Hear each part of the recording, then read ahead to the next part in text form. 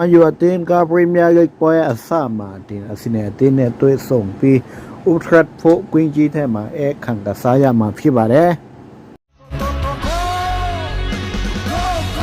ช่วยตาแรกสาวนาชิมยาก็ไม่เป็นกับบาสปอร์ตแอนด์มูชาเนี่ยกันในจุดบาร์เร่คุณจะรอที่สมัยอักษรดิงการ์มาอยู่อาทิตย์เนี่ยประเทศเดดินแบบพี่บาร์เร่มาเชสซาอยู่ในอาทิตย์หาพรีเมียร์ลีกกับผู้ปอยงาปอยดริงมาแบบอาซิเนมันซิตี้เชลซี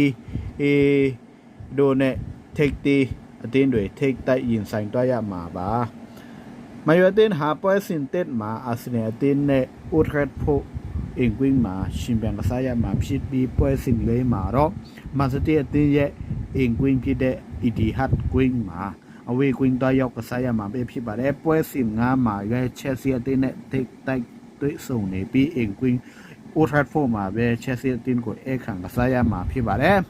ဒါကြောင့်မန်ချက်စတာယူနိုက်တက်နေပြဘွားပထမဆုံးရာတီအစကိုအကောင်းဆုံးစတင်နိုင်ဖို့ရည်ရွယ်ထားတဲ့ဦးဘင်အမိုရီယာအတွက်ကတော့ရာတီ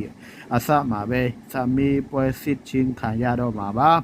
မယူအတင်းရာရက်ဘေကိုထွက်ကမလဲဆိုတာပရီးမီးယားလိဂ်ရာတီအစမှာကျွန်တော်တို့စောင့်ကြည့်ရပါတော့မယ်ကျွန်တော်တင်ဆက်ပြတဲ့အစဒီများကို channel တက်ကမယ်ဆိုရင်ကျွန်တော်ရဲ့ channel လေးကို like နဲ့ subscribe နဲ့အားပေးသွားပါအောင်လို့ကျွန်တော်မေတ္တာရပ်ချင်ပါတယ်အမားများပါရင်လည်းကျွန်တော်ကိုနားရိုက်ပြခွင့်လို့ပြကြပါလို့ပြောကြားလို့ပါတယ် Sport and More channel ကိုကြည့်စုတဲ့အတွက်အားလုံးကိုကျေးဇူးတင်ပါတယ်